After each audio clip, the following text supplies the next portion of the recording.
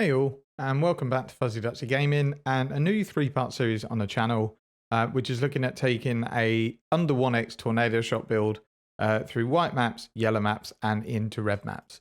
Now, the way the series is going to work is I'm going to take a 1x budget. I'm going to buy gear for a level 93 Deadeye that I've got sitting around in Sentinel League. The idea is that we're going to progress the character through white maps, yellow maps, and then to red maps using the currency and the loot that we find along the way. So 1x is easily enough to get character absolutely destroying white maps, even when you're using Sentinel and stuff like that. So there's footage shown in the background, which is me buying the gear. There's going to be trade links below for the searches that I used. Some items like the bow, for example, was fractured. So it might be that if loads of people try and do the same thing, that these fractured bows disappear. But you don't have to get the same bow I got. So if we look at this bow, I bought a fractured lightning damage bow and then rolled it with cold essences, just to shrieking ones because they're a chaos each. But you could just look for one that's fractured for fire damage, or you could look for a high fractured attack speed, prod speed. I just wanted one roll that I knew was going to give me damage, and then I can use essences to do the rest. So we might as well start with the bow while we're here. My search was just for a spine bow with fractured lightning damage on it. There's one with tier 3, which you can see me purchasing here. And then I bought 10 shrieking essences of hatred for a chaos each and just rolled them. And all I was looking for was attack speed and a suffix to craft multi, and that's what I hit. Now, it turned out I got lucky and got like a mediocre fire damage roll, but it won't be needed. It's just quite helpful for the build. The reason I'm using the hatred essences is because we're going to be applying brittle. I want as much cold damage as possible. For the helmet, I've just got a bog standard Galesight. I think it was 5 chaos. We can't afford any enchants or anything like that. The chest piece, I searched for a corrupted 6-link chest with 2 blue, 2 green, 2 red. And I basically just said I wanted spell suppression on it and some resistances. There was tons around. I bought this one for 10 chaos. The rings, I literally just wanted resistances, life, and an open prefix on both of them so that I could craft non-channeling skills on both of the rings. The amulet, I was just looking for strength and intelligence and crit multi. And then I crafted life on top of it because ones with life were quite expensive. And then I've just put a cheap Annoint of Divine Judgement on the amulet to give me a bit more damage. For the quiver, I just looked for prod speed and damage of bow skills and life. There was a few turned up. If there aren't any, you can always look for one without life and craft it on, or you can look for one without damage of bow skills and craft some flat damage. Prod speed is what I was looking for because of the way the tree's set up. It gives us speed and damage, and tornado shot feels awful without a little bit of projectile speed. The gloves, I just wanted spell suppression and life, but this was the last item I did, and I was short on fire resistance, so I had to search for one either with fire resistance or an empty suffix. Found one with an empty suffix, and then crafted the fire resistance myself. The belt, I'm just trying to pack resistances and life in it. It just turned out that this one had a little bit of increased damage. Ideally, you'd want this belt, but with an open prefix so you can craft LE damage to attacks. Because on a belt, it can go up to 33%. And the boots, I'll just settle for Atziri step, because I needed 24% spell suppression to cap my suppression. And obviously, you want movement speed and life. And then for the flasks, I'm just using ones you can pick up in the campaign. So I've got a granite flask, a sulfur flask, a jade flask, quicksilver, and then a life flask. And I've just rolled these with alterations to get some fairly decent suffixes on them. Now, the sulfur flask has got a rubbish suffix, but I wanted to be able to use the flask twice. I hit 25% reduced charges per use, and then I hit an alteration on it, and it hit cast speed. I don't know if I could have crafted this on bestiary. I'm not much of a flask expert, so if I could have, then obviously I've made a mistake. And that's it for the build. It costs well less than 1x to put together. For the gems, I've just gone to the vendors and bought them. So the ones that are available in the campaign started at level 11 to 13. So there's 3 gems you can't get already leveled, and that's Focus Ballista because that comes from the library. So that starts at level 1. Inspiration you don't get as a ranger. So again, I had to buy a level 1 gem, and then the same with Defiance Banner. So I'm recording this footage after I've done about 10 white maps. And as you can see, the gems are already well on their way to sort of 15, 16. So it's not really an issue. The reason I haven't bought the gems is because they cost more than the build itself, pretty much. The build was, I would say, 30, 40k short of an Exalt. The gems were about the same, if not more. So I thought, since we're building up through white, yellow, and red maps, then I may as well just get the gems from the vendor and see how we get along. So I'll move on and just talk about how I'm going to stash loot, how I'm going to value it, that sort of thing. The video is going to be white maps, and then I'll summarize at the end where we've got to and what sort of currency we've got to maybe buy some upgrades for yellow maps. And then episode 2 will be the yellow maps, and episode 3 will be the red maps. And hopefully after 60 maps, we've got enough currency to go and do something like a Cirrus. But we'll just have to wait and see. I'm not going to go through the gem links. They're going to be available in the POB. They're fairly straightforward. Again, the tree, not going to go in too much detail. If this is something you want to try from level 1, I am doing an SSF series on Tornado Shot, which is linked above on my channel. And that's got a leveling tree for bows if you wanted to do something from scratch.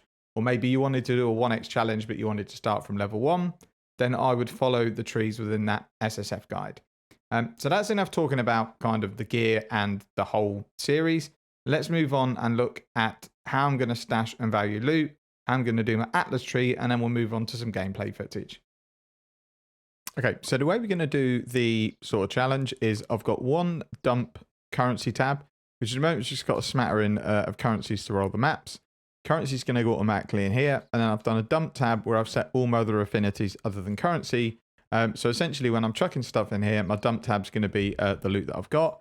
The idea is that we'll do 10 to 15 white maps, then we might put some more nodes on the tree, do 10 to 15 yellow maps, then we're going to look at the currency, see if we can maybe upgrade the gear a little bit, and then we'll go into red maps. The idea of going white, yellow, red is because we've obviously gone and got the gems from the vendors, so there's no quality and they're only like level 10 to 12 gems, so it's definitely not something, even if the build could do it, that I want to jump into like red maps at this stage. So we'll take our budget build through the white and yellow maps, see if we've made any currency, and then we're going to go from there. So for Sentinels, all I'm going to do is just run some currency ones. Like I'm not going to run anything more expensive like Expedition and stuff like that, because it's not really very fair. So we'll just find a Sentinel. Now, unfortunately, I stockpiled these. So let's have a look. We're just looking for a currency one that empowers a few enemies at least. That one will do. Okay, so we have our Sentinels who just got a currency and another currency one. And they're the ones that we're going to use. And then again, we'll just replace them with currency ones unless we find a decent Sentinel on the floor. Then we will obviously do that. So we've just put together our cheapo Tornado Shot character. So what I'm going to do now, I've bought an X worth of Orb of Unmakings because my tree is really specced out for like Legion and Harbingers and lots of juice. And the way we're going to do this sort of series test is we're going to go from white to yellow to red maps. So obviously I want something that's going to be manageable, but also not slow me down too much. Legion's going to be really difficult with Sentinel, so is things like Harbinger. So we're going to respec the tree totally. And then we'll just build a tree from scratch for something that's going to suit a budget character in early mapping. So we'll whiz through unspecking all this, and then I'll be back with you. Okay, so that's that sorted. So what I'm looking to do is definitely essences because they're fairly manageable. So we'll take the essence nodes. I'm also definitely taking shrines. They're the two things I'm 100% taking. I'm pretty sure I've already left all the shrine nodes in. So let's have a look. Oh, no, I haven't. I took them out. That was silly. So let's go and put these back in. I'm only bothered about those ones, to be honest. And then we'll put the other essence ones back in. And then the last lot of essences up here. Okay, so we've got plenty of points left. I don't want to use the whole tree though, because the idea is that this would be something that you build up to. So the idea being we've got essences, we have shrines, and then we've got some map sustain nodes. And once we push into yellow maps, we'll add some more. And then when we push into red maps, we'll add some more. So for now, we've just got this tree here. So it's, yeah, essences, shrines, map sustain, and that is it. So we will jump into the white maps and we'll see how the build gets on.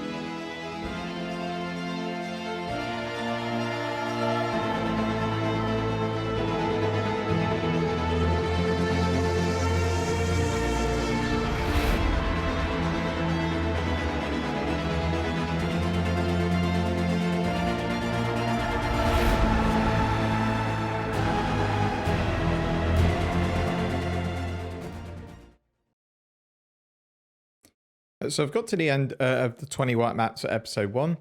So I'm going to run through the gear that I've picked up, what it's worth, and then the next episode is going to be going on to yellow maps. I don't think I'm going to buy any upgrades at the moment because white maps were like an absolute breeze, as you'd expect from a 1 Exalt investment. Bosses went down in like a millisecond. Didn't really ever feel in danger. Some Sentinel mobs were, I wouldn't say dangerous, but they took a bit longer to kill than I'd expect in white maps. But I don't really foresee there being any problems in yellow maps, so I don't really want to spend money upgrading the build at the moment. So in terms of sellable stuff, all of this stuff would sell. Ignore the 2 maps. I don't know why they're showing up as worth money. I can't believe they're worth anything. But other than that, everything would sell. We're not going to be selling. Yeah, it'd be good to get some bits in bulk, like get a few more Astragalis, because obviously 1 on its own is not going to sell. So we had 2 patient cards drop, which would sell for 20 each, and I'm pretty sure we could just price them for 19, sell them straight away. Had 3 armor recombinators drop, which are gaining rapidly in price as people are trying to, recombinate their kind of ideal items. So you're looking at 30C for 3 of those. Had 4 burial medallions drop from just a random sentinel, so that's 28C. Raw chaos, already got 24 raw chaos. Couple of annulment orbs, and then essences, divine orb, some Osgum gloves that would sell for 5C, and again just a few essences and a gem that's worth 3 chaos. Now, as I said, I don't really feel a need to sell at this stage because I don't need to upgrade the build. So the idea is that we carry this Excellence Next tab into the next episode. But 195, if you take away the junk, is probably around an Exalt worth of stuff that's dropped in the 20 maps. Now, I'm not doing it per hour or anything because everyone does maps differently at a different speed. I'm not particularly quick, but if I decided to churn through 30 or 40 maps in an hour, it's not really representative of what the normal player is probably going to do. So I'd rather just go by number of maps. And then if you do, I don't know, only 8 maps an hour, it might take you 2.5 hours to get through the 20 maps. And generally, on average, what you can expect to get from just bog standard recombinators. In terms of the way I was doing the recombinators, I started with 2 currency rewards. And then basically when I ran out and picked up some power cords, I then used them on Sentinels that I picked up. I've managed to keep the currency all the way through on the Stalker Sentinel, but I lost it on the Pandemonium Sentinel. So at the moment, I've just got one that empowers 100 enemies. So it doesn't give any particular rewards, but it empowers a lot of enemies, so that works for me. But that's really it for this episode. Next one's going to be covering 20 yellow maps. Then we'll have a look at Excellence Nest again and see what it's worth. And at that point, we're definitely going to need to upgrade because I think general red mapping should be fine and bossing should be okay. But stuff like Essence Monsters and Sentinel are definitely going to be a problem. And then in the next episode, towards the end of it, we'll then look at adding some more points into the tree. Because obviously this is sort of probably like a mid yellow tier map tree, I would think. So once we get into late tier yellows, early reds, then I can start assigning some more points. And realistically, I think it's probably going to be Expedition once we get to red maps, just because the currency sells so well. We can use Tujen to get some currency. We can use Gwennen to maybe try and gamble and get a high value item. But I think realistically, other than Tujen, are going to be selling the rerolls. And then with Rog, I don't think his rerolls are worth anything, but you can craft some really good gear with him. So we'll look to do that. That's it for this episode. I hope this sort of series is of interest. I just fancied a new challenge, and I thought lots of people are doing sort of 1x build, so I thought I'd do a similar thing.